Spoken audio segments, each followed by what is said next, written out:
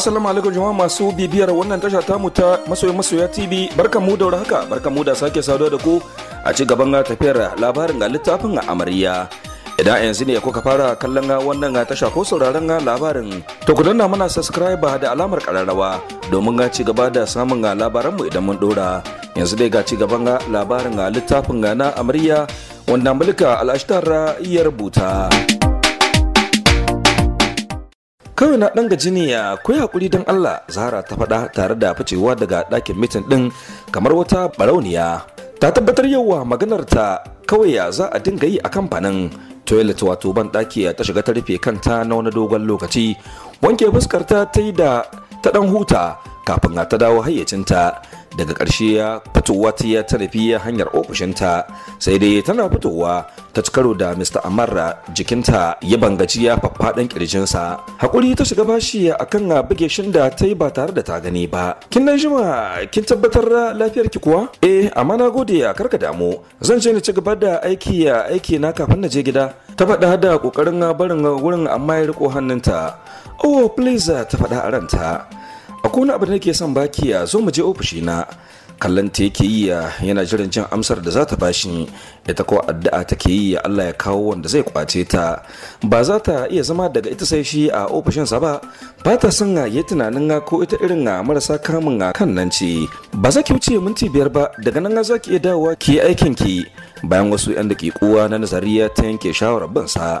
Sana shiga ofishin ta jiya kamar yauniya ta fara shigarsa. Windows wato tagogi da ke kusan a rufe ga ɗan duhuwa da ofishin ya yi, duk da tana tunanin kwalwarta ce ke nuna mata hakan, amma tana ji a jikinta mai ofishin nan akwai abin da yake nufi da ita. Tana nan tsaye kai a sunkuye. Mr. CEO sai da ya ɗan zagaya desk ɗin ofishin kafin ya zauna akan kujerarsa. Dukawa ya yi a ƙasa kafin nan ɗan lokaci ya dago hannunsa rike da wata katuwar bakar leda da ya miƙo mata. Sai da ta ɗauki 'yan daƙiƙuwa kafin ta sa hannu ta karɓa. Tana mai masa kallon tambaya. Naki ne. Lokacin da na je Koriya bayan mun gama mitin da na samu dan lokaci shine na je na shopping wato sayayya a kanti, da naga wannan rigar directly da ke na tuna shine na dauko ta saboda ke. Da saka ta yawa wajen walima na san za ta yi miki kyau, cewar Mr. Amar. Bayan da za ta karbi wannan kyautar tashi, yadda dariyar yaƙiya ta sake kafin ta ce, sorry sa, amma ba san karɓi wannan rigar ba. Karki ce ba za ki karɓa ba, ke da ko ganin rigar ma baki ba, kuma wai ke mai da hannun kyauta baya, ya faɗa fuska ɗaure da alamar ba zai karɓi ledar ba. Sir, kai hakuri ba zan iya ba, katsaite ya ce. Zahra Usman ba zan karɓi wannan kyautar ba, za ki iya jefar da ita idan kina so, amma ni ledar nan ba za ta komo hannuna ba. Mr. Amara ya faɗi a wannan kararansa a bace. Ok, na gode sa, Allah ya ƙara buɗi. Ta yi masa godiya kafin ta fita daga ofishin da sauri ba tare da ta jira ya sake magana ba. Da ta sani da bata bi shi zuwa ofishinsa ba. Duk wannan abin saboda Amarya ne. Ta tsani yanda take yi da ita, ba za ta sake barin ta dinga amfani da ita ba. Gashi tana sanya ta a situations waɗanda ba za ta iya fidda kanta ba. Tana jin tsoron abin da za ta iya yi mata nan gaba, amma insha Allahu ba za ta sake bari tana amfani da gangar jikinta ba. Zahra, sai mun haɗa a walimar ko, cewar Sarata da ke nufar Stars wato matatakalar bene. Saratu tsaya, Zahra ta kwala mata kira kafin ta kai ga shiga. Oh, ko kin yanke shawarar zuwa shopping din ne? Sarata ta faɗi da tunanin ko Zahra ta sake shawara. A'a, Zahra ta bata amsa. Kawai ina son da baki wannan ne. Zahra ta faɗa tana miƙo mata ledar hannunta. Amsa Sarata ta yi ba tare da jira ba, tana tambayar ta me a ciki. Bata jira jin amsa ba, ta buɗe ta ciro wata bakar kyakkyawar doguwar riga. Ita kanta Zahra bata taɓa ganin irin riga mai kyan wannan ba, amma bata buƙatar saka ta. Wawa, riga ce, rigar da take ta wulaƙanci a duniyar fashion ce. Ke san kowa irin tsadarta? A ruɗe Sarata ke tambayar Zahra ba tare da ta sauke idanta daga kan rigar ba. Za ki iya ɗaukanta? Zahra ta faɗa da ɗan ƙaramin murmushi a fuskarta. Tsaya, wai Zahra da gaske kike? Wasa kike mini ko? Kada ki samun rayya idan kin san ba da gaske kike ba. Taki ce Sarata, na bar miki. Ta bata wannan kyautar riga. A hankali baki suka fara cika gidansu Mr. Amar da aka ƙayatar sosai. Abokai dangi da abokan aiki duk sun zo amsa gayyata. a wani bangare a cikin falon a wasu kawaye ne a biyuwa ke hira ba tare da sun kula da karuwar bakin da ke ta yi ba. Karamar yarinya ce kuma tana da dan hasken fata, na tabbatar za ta zo nan, cewar Salma ga kawarta Khadija. Ki manta da ita, na tabbatar ta yi hakan ne dan ta tunzura ki. Idan har kika biye mata kina dab da kawo matsala tsakaninki da Amar. Shawarar da Khadija ke baiwa kawarta kenan. Ina son Amar ya gane wannan yarinyar ba mutuniyar kirki bace kamar da take nunawa. Ina ƙara shawartar ki da ki manta da wannan, ki yarda da ni babu abin da zai kare ki da shi, ki mayar da hankalinki akan sarkarki yake abin da za ta yarda da auren ku. Tunani Salma ta yi kuma ta gane gaskiya kawarta ke faɗa mata, ya kamata ta mayar da hankalinta ga dangin saurayinta, amma ta alƙawarin ta haka wa Zahra birki nan kusa. A wani bangaren kuwa Amar ne yake ta lallashin Kamala da ya haƙuri ya tsaya har a ƙare walimar, yana son da an ci abinci ya wuce gidan shi duk da miskilancinsa, amma ya iya zuwa wannan walimar domin ƙarfafa wa ɗan uwansa gwiwa wajen bayyana Salma a matsayin wacce zai aura a yau. A takura nake ta yin da baka zato yau din nan, kasancewar ka nan za ta bani ƙwarin gwiwa sosai, ba zan iya rikicin momi ba idan ka bar wajen nan, amma idan kana nan za ka iya mata magana kuma ta amince. Zan tsaya amma bayan dina tafiya ta zan yi, ka biyo ni mu je tariya idan ba ka son kwakwazon mom, idan bata amince ba yau za ta amince wata rana. Idan da hakan na da sauki yanda ka ce, wala ba zan tsayar da kai ba, ai zaka ajiye Khadija ne gidansu idan an kare ko? Amar ke tambayar dan uwansa, shi ko Kamala bai jin me yake cewa domin shagala da ya wajen kallon yarinyar da ta shigo. Ganin dan uwan nasa bai bashi amsa ba, ya bi inda yake da kallo, nan ya fahimci abin da ya daukar masa da hankali. Kusan duka kallo ya koma kanta, ta yi masifar kyau a cikin doguwar riga ja da ta haɗe da fatarta, kuma ta yi macin da ƙirar jikinta. Galala maza ke binta da kallo, ta zama tamkar gwalla tsakiyar 'yan kasuwa a kasuwar baje koli. Wannan janyo hankalin da ta yi ya sa 'yan matan wurin suka shiga kishi da ita kuwa hakan take so. Lokacin da take gida tana ƙoƙarin shiryawa zuwa wajen walimar da ba ta ƙaunar zuwa, lokaci guda kuma ta ji babu abin da take bukata kamar zuwa wajen walimar. Tamkar wani abu ya shiga jikinta sosai, ta san irin wannan yanayin. Amarya ce ta shiga jikinta, ta sani domin tana jin yadda kirjinta yake mata ciwo, alhali kwana biyu lafiya lau take. Kokowa ta shiga da jikin nata ganin amarya ba ta yi amfani da ita ba, amma ta kasa domin abin da take da shi ya fi karfinta nesa ba kusa ba. Lokaci guda kuma sai ta manta da kusan komai, babu abin da take tunani da ya wuce wannan walimar.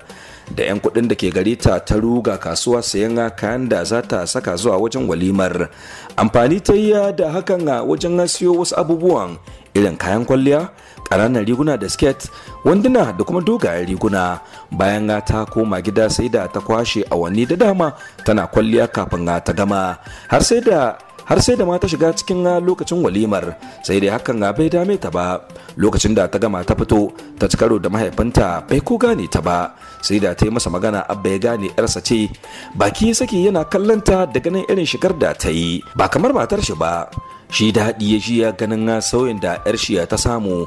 Ita kuwa Zahra ba ta tsaya wani ya ɓata lokacin zagaye gidan gudun dars ɗinta ba, ta fice domin tuni ta yi latti. Tana sanye da takalminta wasu masu tsini da kuma yar haɗaɗɗiyar ƙaramar jakarta. Dan sahuwa ta tsayar wato dan adaidaita, tana zuwa ta tarar da Sarata bakin kofar gidan tana ƙara gyara kwalliyarta. Tana sanye da doguwar rigar da Zahra ta bata, dan Zahra ta shiga da na sanin bata rigar da ta yi, domin idan da a jikinta take to da sai ta fi mata kyau, amma mai faruwa ta riga ta faru. Watakila kuma hakan ne ya fiye ko dan abin da take kokarin shiryawa a yau din. Kin yi kyau fa kawata, cewar Zahra da kokarin yaba kwalliyar Sarat. Dago kanta daga madubin Sarat ta yi tare da kare mata kallo sama da ƙasa. Wow, da gaske Zahra ke ce? Sarata ta faɗa da mamaki. Ni ko da kaina haɗaɗɗiya Zahra. Zahra ta faɗa tana wani juyi yanda Sarata za ta ƙare mata kallo. Rigata ta fi tsada amma wallahi take ta fi kyau, gashiya kin ba ta haƙƙinta, in jiya Sarata take faɗi. To yi ai dole, kyau ne ya haɗe da kyau, ke ma ba laifi rigarki tana da kyau. Daga Seoul ta kasar Koriya take. Mr. Amar ne ya ce na baki. Zahra ta yi mata ƙarya tana kallanta ido a cikin ido, ganin ko ƙaryar tata ta yi tasiri. Kyabta idanuwa Saratu ta yi tare da ƙara matsuwa kusa da Zahra ta ce, tsaya da Allah da gaske kike, Amar Yusufa Ɗanladiya ya baki ya ki bani? Kai ban yarda ba, da gaske nake yi, ina tunanin kina burge shi ne, amma bai taɓa yi min irin wannan kallon ba, kuma idan ina burge shi da gaske me yana ya bani da kanshi? Mai yiwuwa yana son na mashiya sharan fage ne, Zahra ta faɗi da ɗan guntun murmushin munafurcinta. Oh my god, plan ɗina ne yawa ya sauya kenan, ni nake son yawa na shirya wa Alhaji Al'amina, amma abin da kika faɗa min yanzu zan takari Mr. Amara na faɗa mishi ni ma ina son shi. To kiyaye da budurwarsa? Zahra ta tambaye ta domin tabbatar da hakan ba zai ya dakatar da ita ba. Ina ruwana da ita? Ina ce ba aure suka yi ba, da haka zan kwace gurbin da dama na wani. Mu shiga ciki domin wajen nan akwai sanyi. Ko da ta shigowa cikin falon duka kallo ya koma kanta, har wani shiruwa ya karaɗe falon na wasu 'yan mintuna. Tsabar ta ɗauke hankalin kowa da ke wurin, duk da haushinta da Salma take amma ta san da ta yi kyau. Juyawa ta ya wajen Khadija da ita ma ke ta faman kallanta. Zangurar ta domin maido ta a duniyar zahiri. Salma aranta ta ce tana da kyau amma ba wani abin a yi ta kallanta ba ne, kuma ita ba za ta iya saka wannan rigar ba domin ba wata mai tsada ba ce. Ki daina kallanta don Allah Khadija, kina kunyatar da ni. Ci gaba da kallon Zahra ta yi na wasu 'yan daƙiƙu kafin ta ce, wajen Allah wace ce wannan yarinyar? Ita ce sakatariyar Amarra, ina tsanita ko can dama. Kar ki ƙara bani wata hujjar da za ta sa na ƙara tsanarta, ki daina kallanta. Ita ce ta zo ta ce miki ya ke hankali da gayi ɗinki? In ji Khadija take tambayar ƙawarta Salma. Ta ci gaba da cewa inda ni ce ke da zan yi hankalin. Kin ga inda take kuwa?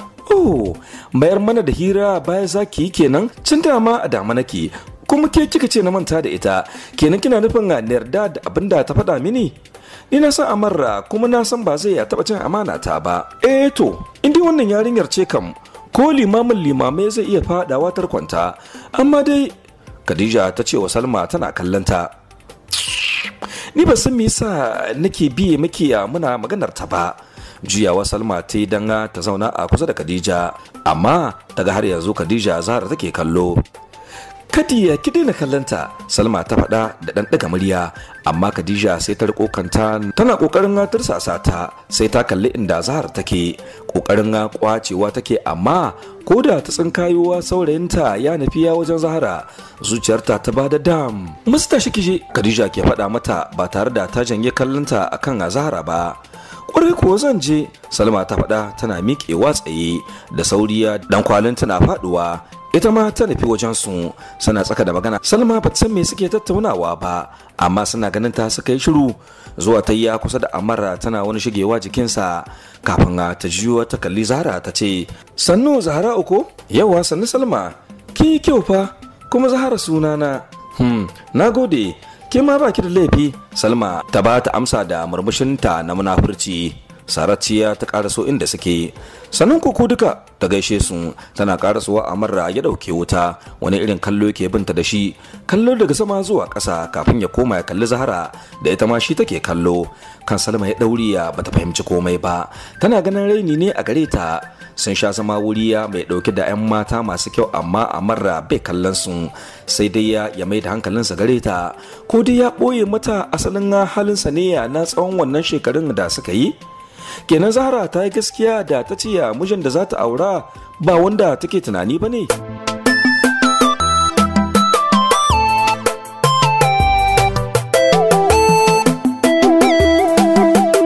Tuma da lamar sauran mu karshen shirin na wanda lokaci kenan, sai a kasance tare da mu idan Allah ya kai mu. Kada a manta a yi mana subscribe a wannan tasha ta Masoyan Masoya TV, tare da danna kararrawar sanarwar da za mu rika sanar da kowa sabon labarin da muka dora. Kafin nan sai in ce da ku bisalam.